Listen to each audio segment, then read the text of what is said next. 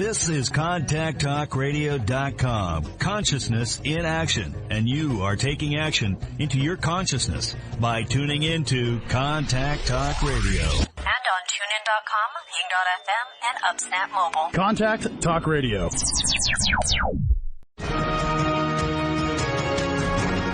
Welcome to Medicine and Health with Dr. Paul Anderson. This is a show about opening up the often mysterious world of how doctors think. The goal? To empower the listener to gain access to the best health care possible.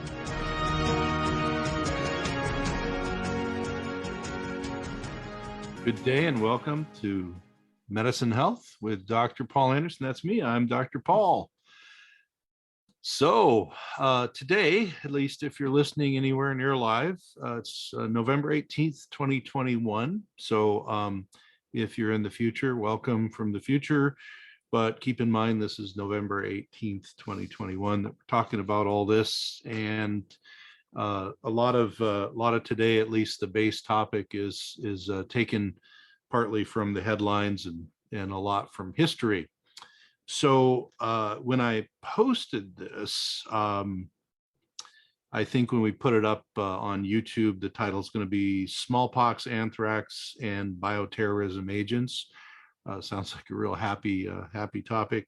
But I want to talk about this because there have been a couple of blips in the news, some depending on what news you watch, bigger than others.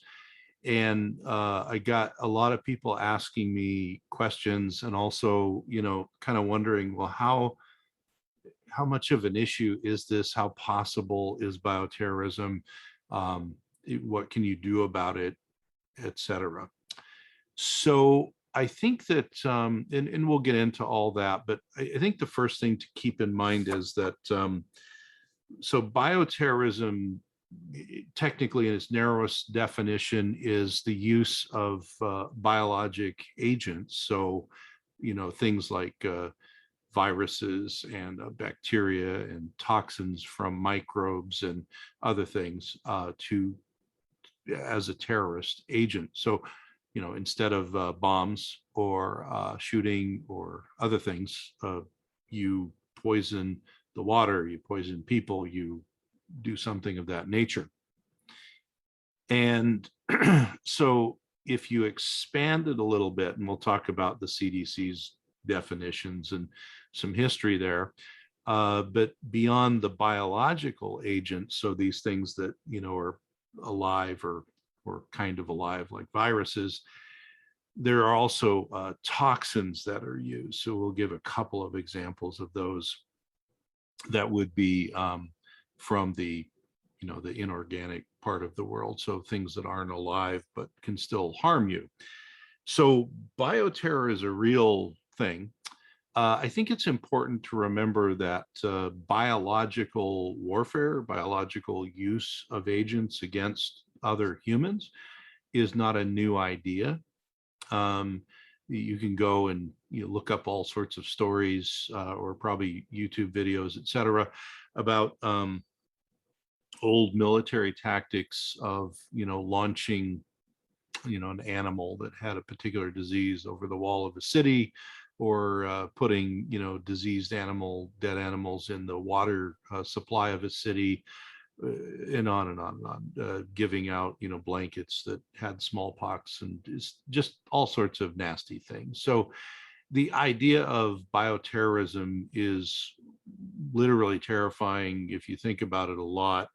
And we kind of think it has to be some high-tech thing that is a modern invention, but in reality, this has gone on for, almost probably as long as humans have been fussing with each other. So what I want to do today is, although the history of bioterrorism is interesting, because of the news lately, and again, if you're here later November 2021, you will probably have heard some of this or all of it. You want to talk about what's going on, right now, because this is sort of the modern version of that. It is less likely, someone's going to be launching dead animals over the wall at us and things like that. But there are other more modern ways to implement bioterror. So something to keep in mind with bioterror is it's a well-known threat. So this is not like just, and a lot of people are just now, hearing these news stories, say about smallpox and other stuff, and they think, gee, does anyone has anyone thought about this? Bioterror is something that has been on the mind of the U.S. government, Canadian government, et cetera, governments around the world, Russians certainly, for a long time. So none of these are new concepts. We tend not to discuss bioterror a lot because it is such an upsetting idea, and it is so disturbing to think that somebody could, spread a toxin or an infectious agent or whatever that could potentially, kill or harm a large number of people, and we wouldn't know it was coming. Well, that's true. That's what bioterror is. So the idea that, it's not a common topic of, table conversation is sort of reasonable.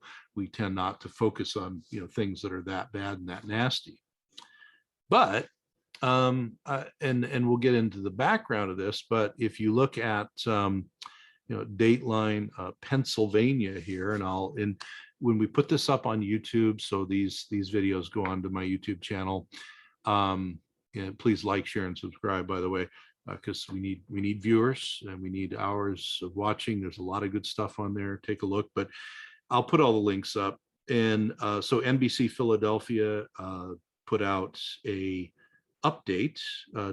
Deanna Durante and Brian McCrone, November 17th. They updated it twice on that day. So hot news as of yesterday. And the lead is smallpox vials found at Merck lab in suburban Philadelphia facility. So this certainly makes everyone in Philadelphia uneasy. And the rest of the lead says a batch of vials labeled smallpox was found in a freezer and immediately quarantined, the CDC told NBC. So that doesn't sound very good. Now, if you don't remember smallpox, it's basically been eradicated from human transmission since, the 1970s. Somewhere in here, we'll talk about the last official case of transmission. And it's the kind of thing that if you're in the military, you're still immunized against it. Certain scientists are immunized against it because they may do research around that. And anybody who is being immunized before, the mid 1970s, people like myself and people older than myself had immunizations to smallpox, probably. The upside of that is, well, you did. The downside of it is most of that immunity is gone now. That was a long time ago that the last immunizations were done. So before we get into the rest of the story, what makes smallpox a perfect bioterror agent? It's the fact that we haven't had a human-to-human transmission in natural case of smallpox since the 70s. It's technically then eradicated. Okay, that's great. But that also means nobody has either native, natural, or immunization immunity to smallpox. That's not so great. So if you have a novel infectious agent that nobody in the world has immunity to, and it's a rather nasty agent, that's a really good bioterror agent. Smallpox was supposed to be, all the residual, smallpox was supposed to be destroyed everywhere in the world, except for two places. One is at the CDC, and the other is, I believe they call it the Health Federation or something, in Russia. So when the world decided, which basically meant Russia and the US decided that everyone's going to destroy their smallpox remnants that they had because it's gone, the only people keeping it, just like in the arms race, was the US and Russia. So here, the big, other than the bioterror angle here, the big news here is that this is not the CDC where they found these vials, and they have to test them and figure out what's in them. But where they found these vials that said smallpox on them, nobody is supposed to have those outside of those, the CDC and the Russians. So finding them at a suburban Philadelphia Merck facility by accident is remarkable. Okay. So that's one level of problem. Next level of problem is this is a bioterror agent no one is supposed to have outside of those two government agencies, and the deal is supposed to be, well, okay, if you're good with your smallpox, I'll be good with my smallpox, and nobody will use it against anybody. But the fact that there could be smallpox somewhere that is not with the Russian Federation or the CDC it's sort of like having a nuclear weapon that's not with the people you thought it was. That means that somebody could divert it and it could be used for bioterror. So that's really the meat of that particular story. Now, there's a lot of potential bioterror agents, okay? It's just that smallpox, A, is a very good one because nobody has current immunity to it. And B, we haven't seen it, in real time since the 70s. And C, it's not that hard to spread as a bioterror agent. That's the other thing. If you have a bug or a toxin, and in order to spread it, you have to run around and inject people, that's probably a bad bioterror agent. Okay. There are intelligence services around the world that use that, and they will inject accidentally, supposedly people they don't like with a bioterror agent that will either make them real sick or kill them. But that's a one-to-one thing. Okay, that's a show for another day, but that's currently goes on. Okay, what we're talking about with bioterror, that's more personal, personal terror, spy on spy, that sort of stuff. Or usually it's a higher government official that doesn't like a lower government official. That's the current stories you read about. Not in the US that we know about. This is other countries. But this whole thing with smallpox, so then it's like, well, okay, we're going to talk about other bugs and how they can be bad, but smallpox is airborne, generally an airborne transmission. And so there are ways to deliver an airborne virus, in this case, or an airborne toxin, that aren't that hard to poison and infect large groups of people.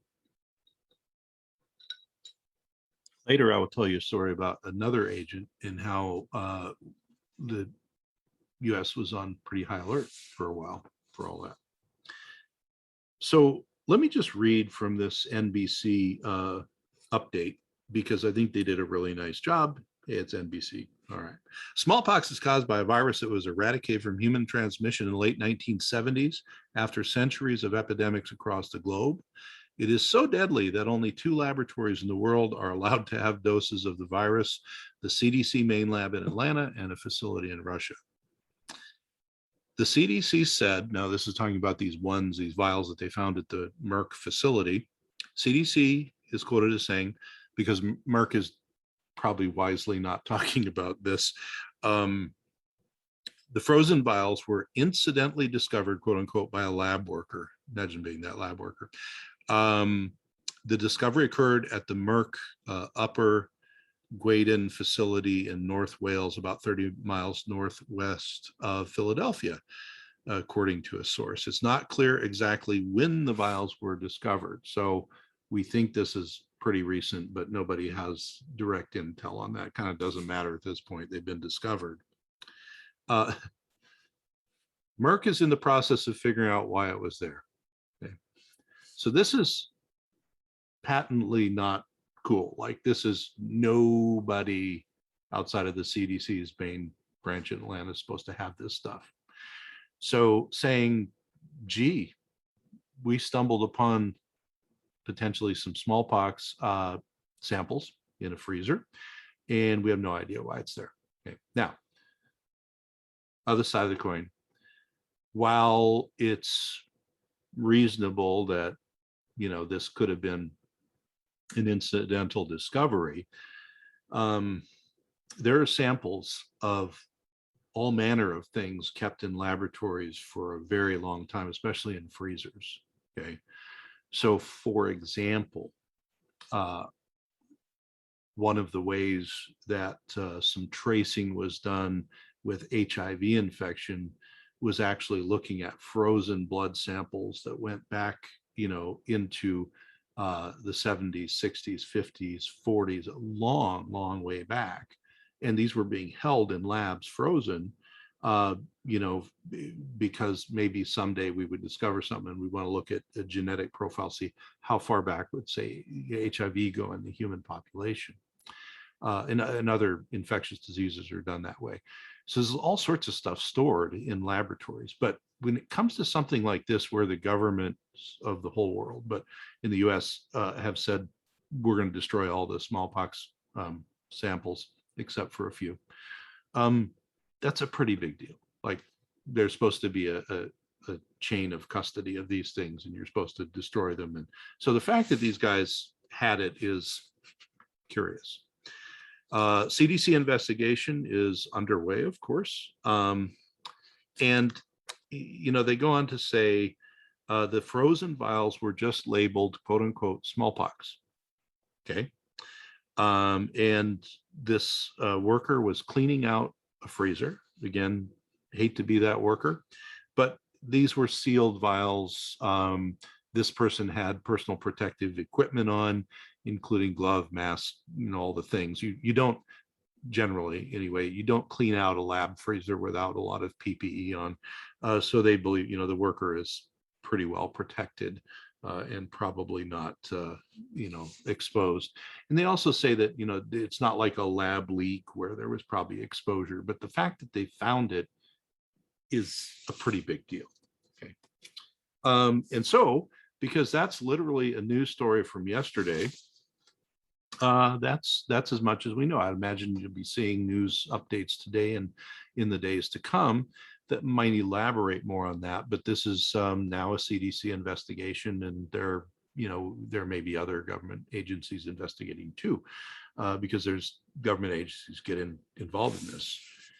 What is also interesting, though, and again, kind of ripped from the headlines, this is reported, if you, for instance, just, put this in your search browser, everybody did a story on this. So I'm going to quote one from The Independent in UK, but everybody did the same story. And this is about 9 days earlier, November 9th, Tuesday. So about 7, 8, 9 days earlier. And it says, here's the lead on this one: Bill Gates warns of smallpox terror attacks as he seeks research funds. Now, a lot of the questions that I got yesterday and today were, isn't it weird that a week prior to discovering this mystery smallpox batch that should have never been there, or should have been removed a long time ago, that a week prior, we have one of the most influential people around public health saying, we need some research funding around smallpox terror attacks. Curious. Now, like a lot of things, one thing may have nothing to do with the other, but it's made a lot of people really worried, And I think that the thing, as I said at the top of the show, when you get to terror attacks, I mean, it's something that, like, this is just the thing you don't want to talk about. You want to think about it. Okay? Having, this thing, where Bill Gates brings up, we need to do more, bioterror research, big deal, big mover in the world. And then all of a sudden we discover some, seemingly sort of random, out of place smallpox. Certainly it's at Merck, so it wasn't like at a 7-Eleven or something, but still, here it is. And then it makes people think, well, how many other labs might have not got rid of all their smallpox? And then could terrorists have had it?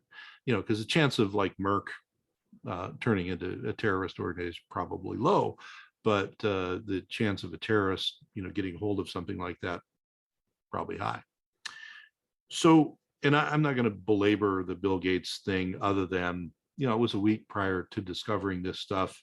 One thing may have nothing to do with the other, but it's gotten a lot of people talking, made a lot of people really, really concerned about smallpox terror attacks. Now, I want to frame this as smallpox is a perfect bioterror agent. And back in the days when I used to teach medical students about microbiology and immunology and bugs, we would always tell them that, that it's not available, and the CDC and the Russians are the only people that have it. But as a concept around bioterror, it's a perfect agent. You got no immunity, is a bad infection, and it's not hard to spread. It's not as easy as other things, but it's not that hard to spread. Okay. You don't have to run around injecting people with it. You can aerosolize it. So, and in modern times where we have the ability to synthesize things in labs at high quantity, it's not that far of a stretch that someone could do that. Okay. But if that wasn't sort of bad enough, and I don't know whether the Bill Gates thing, if he just picked smallpox out of the air because it's the usual, bioterror scenario that people talk about in, courses and stuff like I used to do, or whether there was something else behind smallpox kind of moving up the ladder as something that we need to worry about. You need to remember there's a whole bunch of other agents in the world that also qualify as either very good or marginally good bioterrorism agents.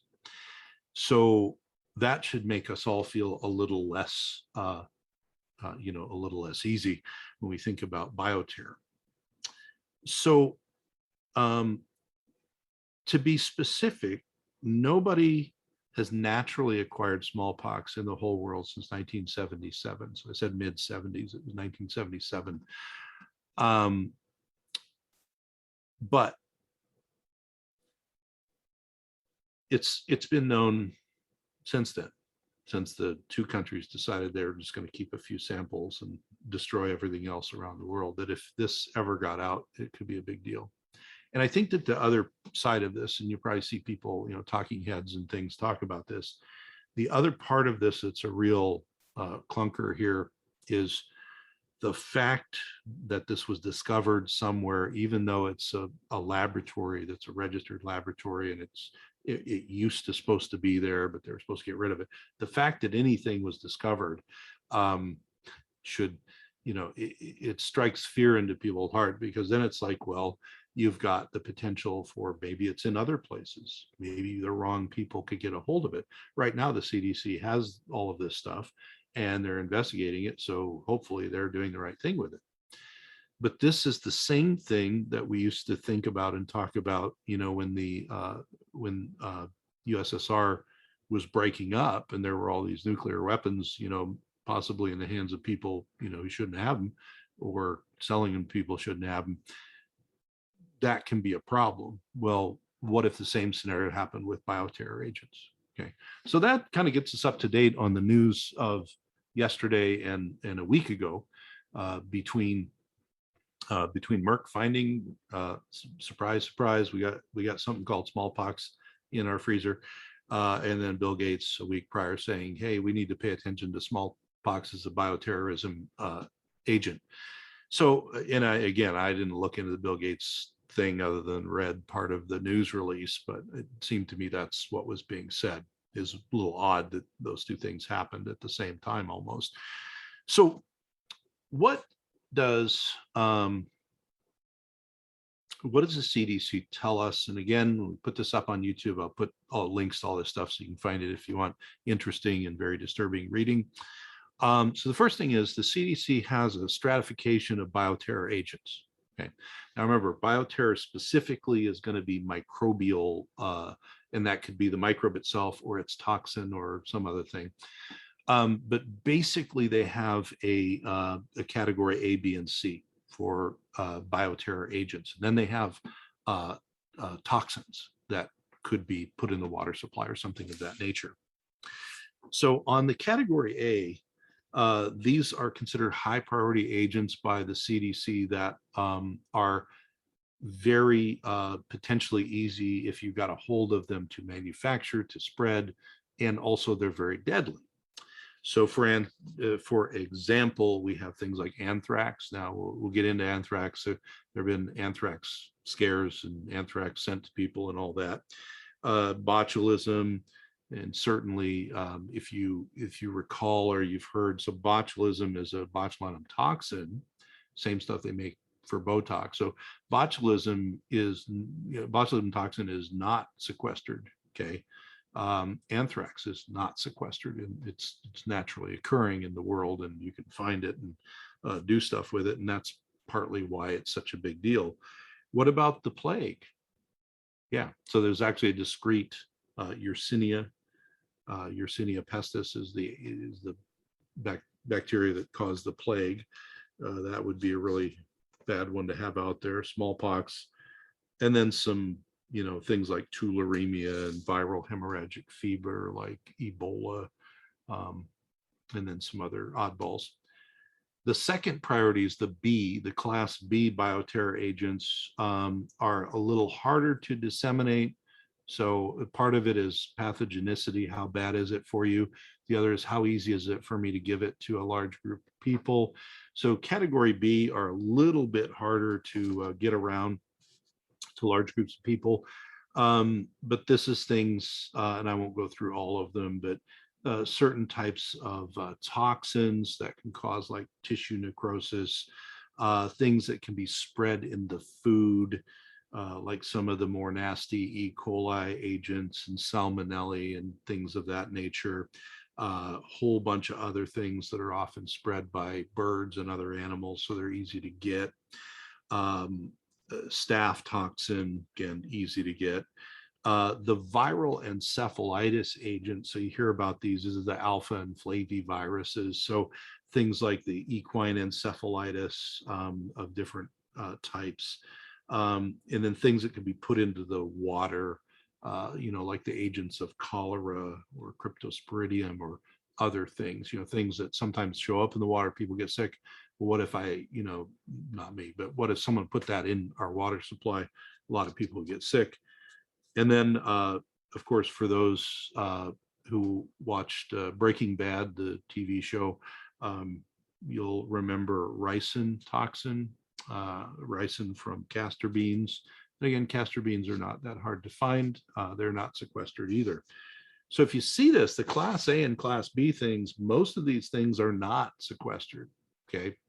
So if you have somebody, now I will tell you that if you're somebody who has the technical knowledge to produce microbial, contaminants or toxins, et cetera, usually the government knows who you are and keeps track of where you are. And I have a lot of friends in that world, not in the government side, but in the academic side. And depending on what type of lab they work in, everything has to be registered so that, if suddenly a bunch of anthrax shows up and they're wondering where the spores were made, they start looking at the obvious suspects. So there's a couple of things, and then of course there's a category C. Category C is essentially little harder to get out there, but includes some kind of nasty viruses that again would be pretty easy to get if you knew where they were and what the vectors were. But there was a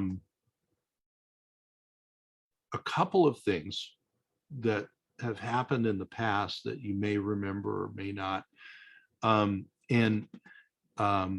There was this is a number of years ago. Okay.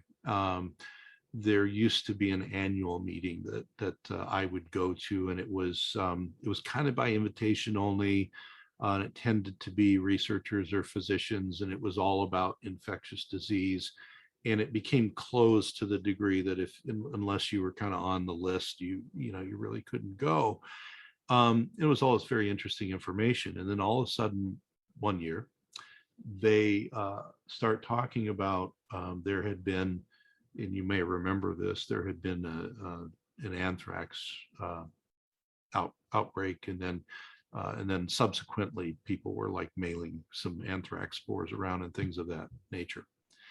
And one of the problems with anthrax that makes it such a great bioterror agent is, and this is what they were trying to tell the clinicians in the group, was we don't see a lot of anthrax, at least in North America, and there's 3 different kinds of anthrax, which is what you learn. But if you get the respiratory kind, which is the kind of the bioterror agent would spread by the powder, the spores, it opens up, it creates the Bacillus anthracis comes out of its quiet state, its spore state, and then you get respiratory anthrax, which is a really, really quick way to die. The biggest problem with that was, by the time you figured out, let's say you did the imaging of the lungs and the chest and finally found the kind of classic presentation of anthrax, which again, people at least in our part of the world, you don't see. By the time you could see it on the imaging, most of the people would die before you could treat them enough.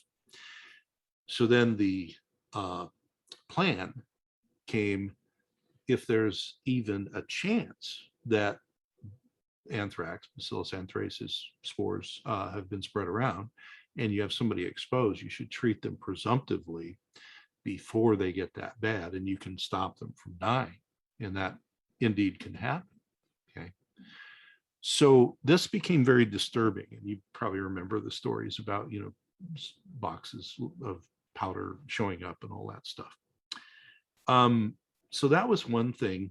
And then I think it was the following year, or there was a year, and there was a huge kerfuffle because there was a lot of big athletic events going on in the US. There was a lot of foreign folks coming in, and there was a real concern. And again, this is all at this meeting, and the leaders of the meeting were talking about, well, this is what the CDC is telling us, this is what is being planned and all that.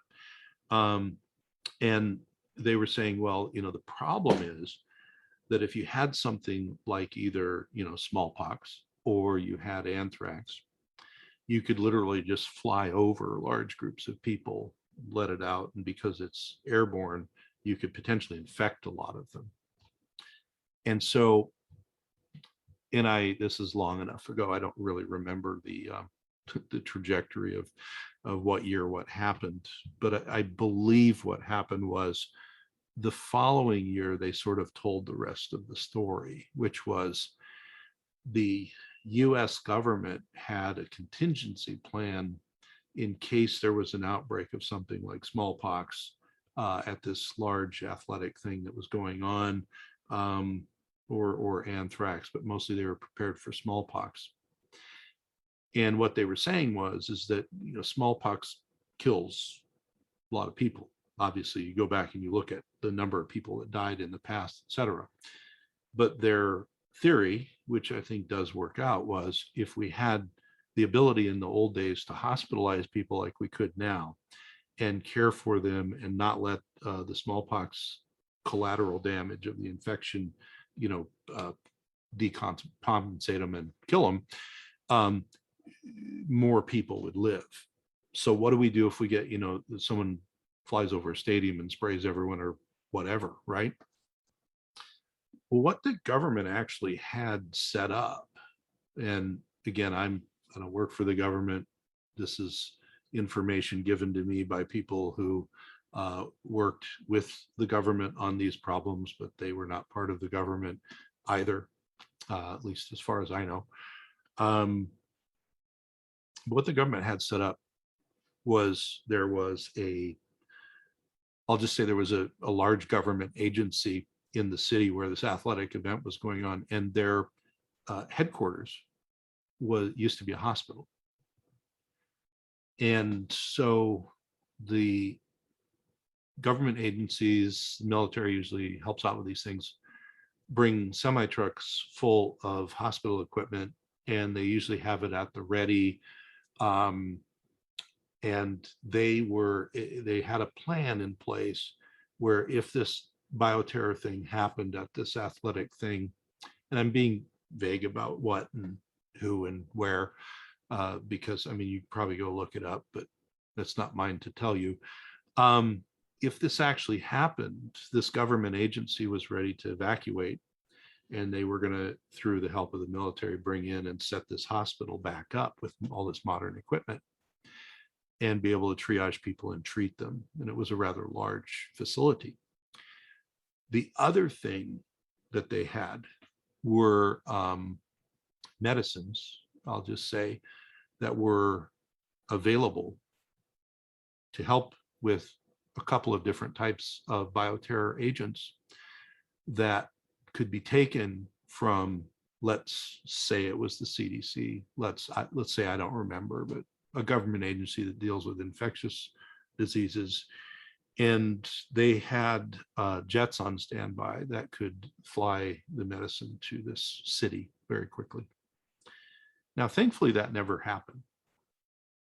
But in hearing this, and I believe that's the order it went in, there was sort of, I think there was the anthrax stuff, and then there was this potential smallpox thing, and it was just a potential. And then to hear after the event, because they didn't tell us before the event that they had this big master plan, here after the event, the amount of master plan that went into what happens if this goes on, it does a couple of things. One is, it tells you that this is not something that is taken casually at the level of the government, which is good. It also tells you that there are a lot of moving parts to the infectious disease and public health response system. Now, we think of this, again, this is November 18, 2021. We think of this in regard to COVID, and we think, geez, you know, they did this maybe good, this was bad, or whatever. This type of response has a little more history. So COVID was novel and all of that. And COVID has showed us, you know, what a novel agent, like, okay, smallpox would be novel now to anybody who's alive, right? COVID tells us what smallpox could do if it really spread around and was, you know, really used in an area. Now, it's not going to, you know, transmit probably like that. But if I was a terrorist and I wanted to get you in your area, or you destabilize something, it would be a great way to do it. Okay. So the government does have a lot of contingency plans. Now, are they good or bad? I don't know. I don't make them up. And I've only known about a couple of them. But when I have known about how they were working on this, they were pretty aggressive and pretty well thought out.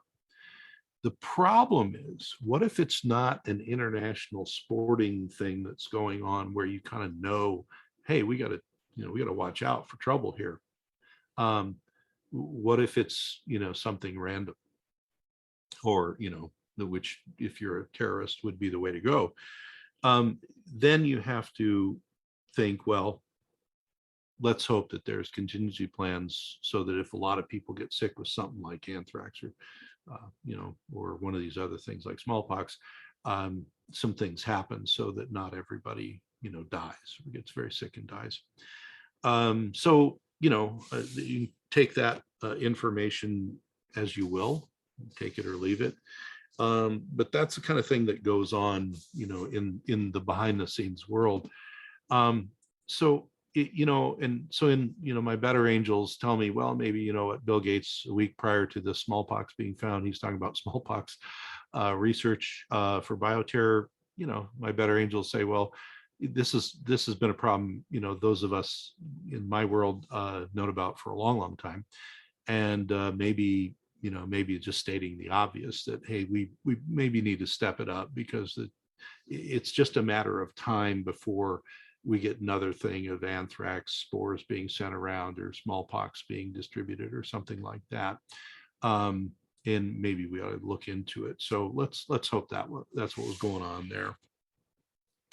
Now, what else could be the good news isn't over yet, people. Gee, you're thinking, oh, all right, we'll take a break from talking about COVID for a week and talk about something happy. So let's talk about bioterror. So here we go. What are other bioterror things? Well, there's a lot of poisons and toxic things that are not they're not classic bioterror because they're not biologics. Okay, it's not a bacteria or something like that. And those then would go, and of course, I'll put the links in if you want to look these babies up too. But CDC's got a lot of info on them, and these would be things like arsenic and other poisons. Now, one of the things about things like, especially your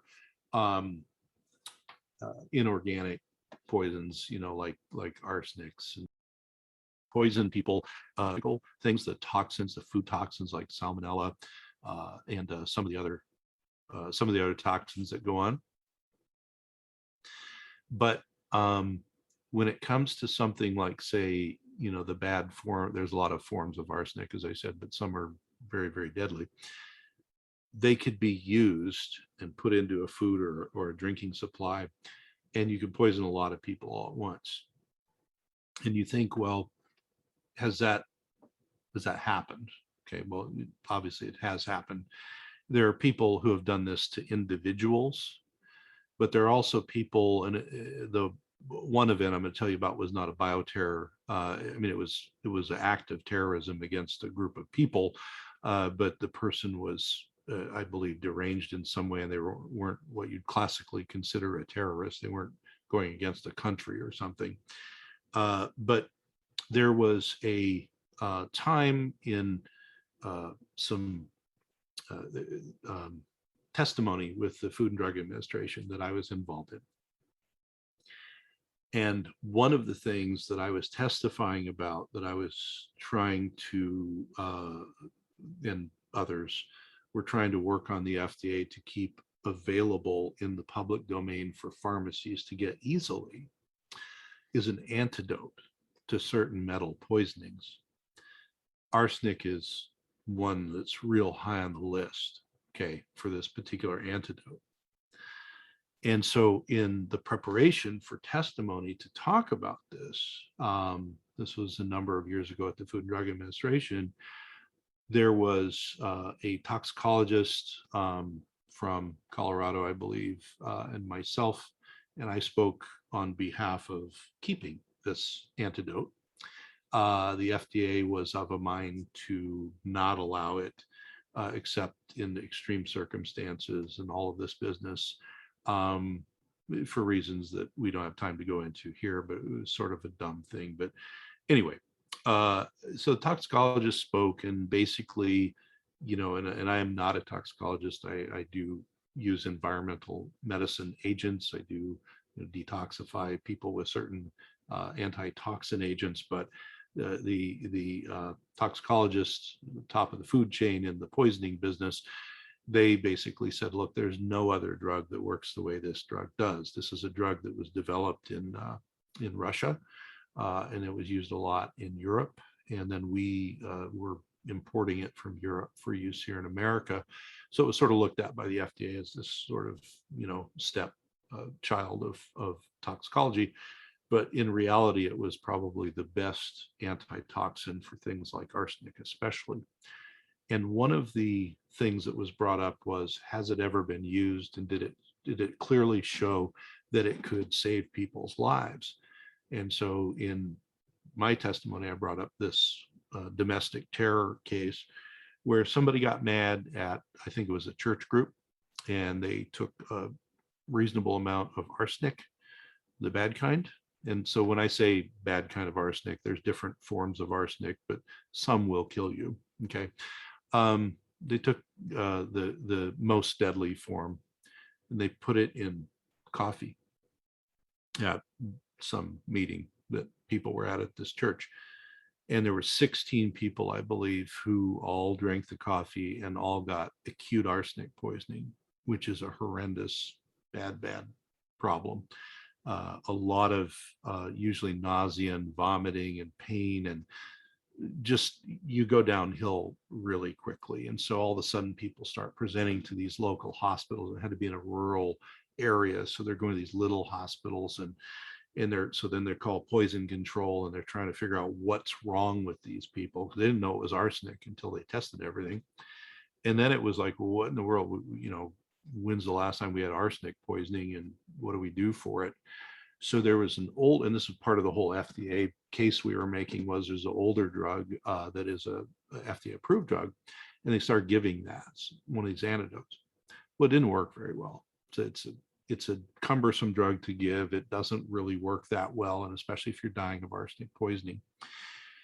So someone through the toxicology community and poison control got a hold of someone who knew about arsenic poisoning antidotes, and they said, you can get this other drug from a pharmacy in California, and they had it made up and I think overnighted.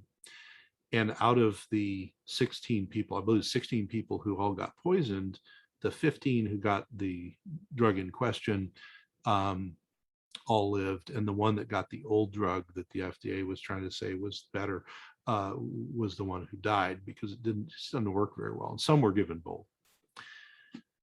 Well, so the upshot of that was that the FDA decided we should probably now make this an approved antidote drug to use in the US, which was wise. They don't always do that. So that was good. But the downside of it was it took something like, an act of domestic terror, even though it's not, like I said, a classical terrorist that you think of. This is someone terrorizing a group of people that I don't know why they were upset or whatever. You don't need to know, I guess.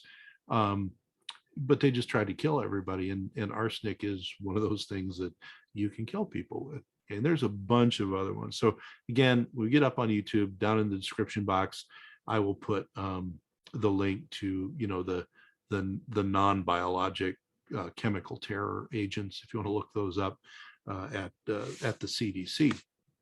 Now, the problem with them is chemical agents are easier to get. You often don't need to be a PhD, microbiologist or something like that, as you might need to be to get some anthrax grown or some smallpox grown or something like that.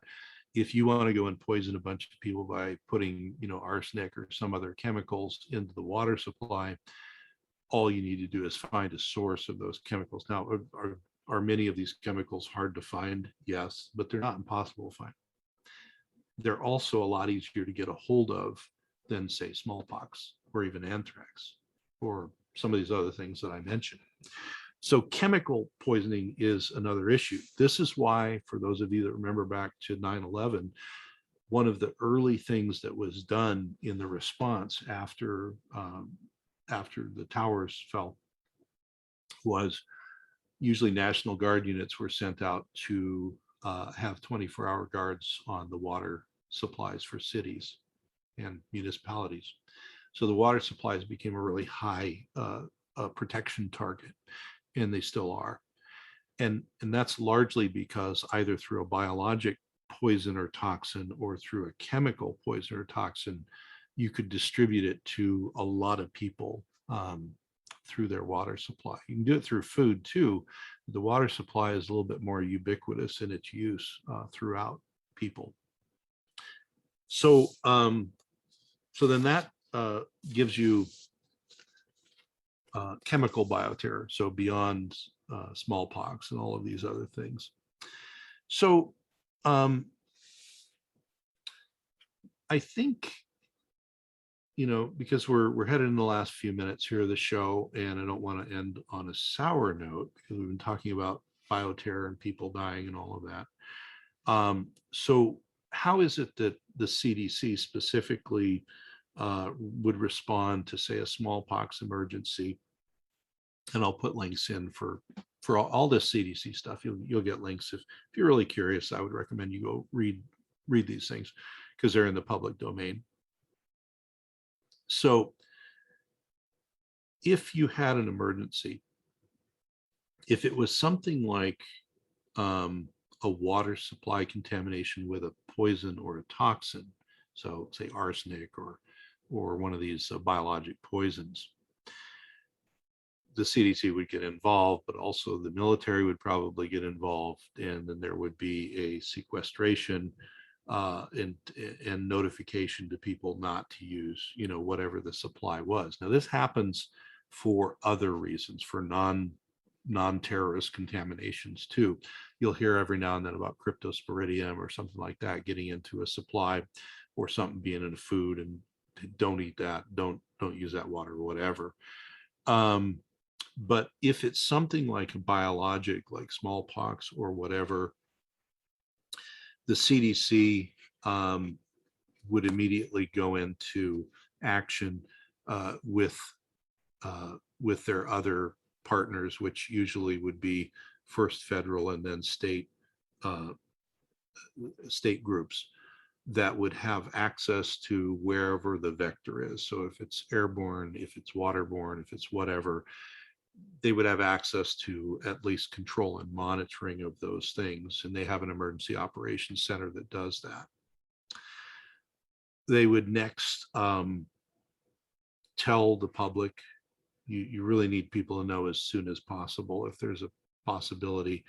And the levels that you notify people of are, first is avoidance if possible. So if it's in the water, where's it come from? Don't obviously don't drink it, don't use it.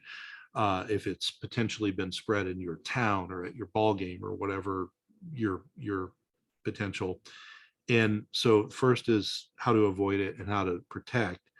And then the next thing is sort of two phases, which is telling the healthcare providers what to look for, and then telling people what to look for if they start to get sick during this time where there was potential exposure. Okay. The other thing that the CDC has is called the LRN, the Laboratory Response Network, which is sort of two ways as well. One would be tell the laboratories that are going to get samples from people, either if they don't test for these things, how to test for it, or if they do test for them, to be ready, and then to notify the CDC of positives, et cetera. And then they have response teams that can be CDC and other government. It's not just the CDC. There's other government agencies that get involved, including the military. And depending on how large of a problem it is, it might be like that thing I was telling you about the potential exposure at that big sporting event all those years ago, where it would involve all federal agencies, including the military, to roll out a person-to-person response, et cetera.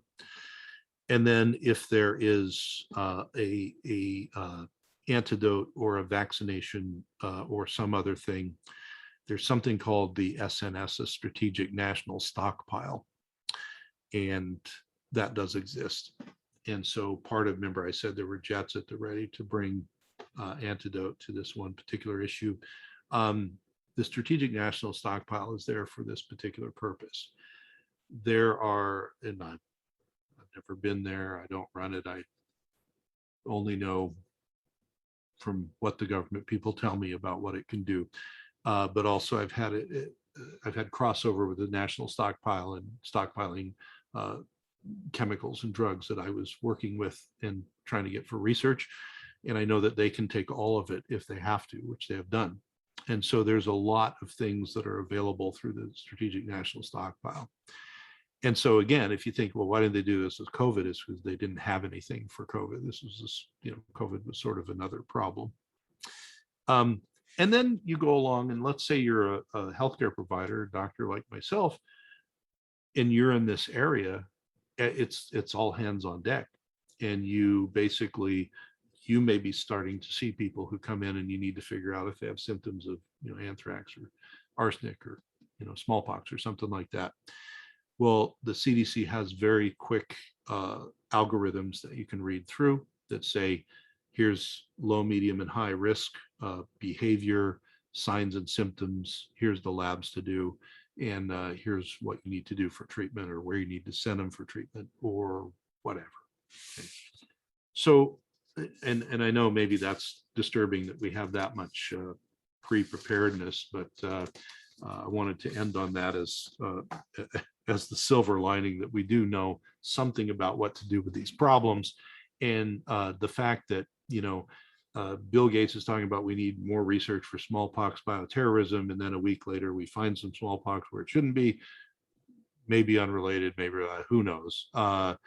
But it's got everybody buzzing. It's got everybody on their mind, and everyone's saying that should have never happened. Well, of course not. I mean, it would be like finding a nuclear bomb where you shouldn't, where you weren't expecting to find one, right? So here's the bottom line. There's a lot of this that is beyond our control, and you have to know that if it does become an issue, there is a lot of machinery certainly in North America and Europe, Russia, et cetera, to deal with this through the means that I was telling you about. There are many of these things that there are medical treatments for, or antidotes, or whatever. And a lot of it is mobilizing the medical community to know what to look for, but also to know how to treat it. Okay. Because a lot of these bioterror agents, the perfect ones, are ones that the medical community will not have treated in their lifetime. Smallpox, for example, or in many cases, anthrax or something like that, or arsenic. So that's the next thing, is there has to be a mobilization. There has to be two-way communication. And the thing that I would leave you with, because we've got like a minute left here, is yes, this is very disturbing. We're already disturbed because we've got a worldwide COVID pandemic, and it's all sorts of business going on with that.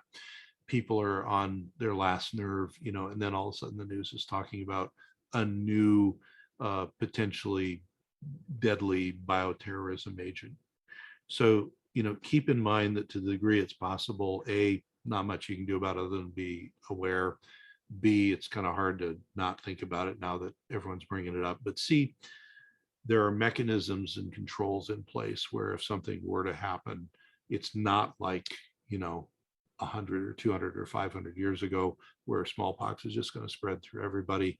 There are ways to hem it in. There are ways to treat it. And there are ways to keep people alive with them, to a lesser degree, but even with anthrax or other stuff, and certainly with arsenic and other poisonings. All right. Well, I'm Dr. Paul Anderson. It's Medicine and Health with Dr. Paul Anderson. We always put these over. We do Facebook Lives, and we put it over on YouTube. So if you're on YouTube, please like, share, and subscribe. Take a look at all my other videos there. And you can go to DRANOW, dranow.com, which is where all my media is, my newsletters, the hub to all of like the radio show and everything else. But we're out of time for this week. Next week, we'll probably pick a happier topic other than bioterror, and we'll be back. So thank you, and I'll see you in a week.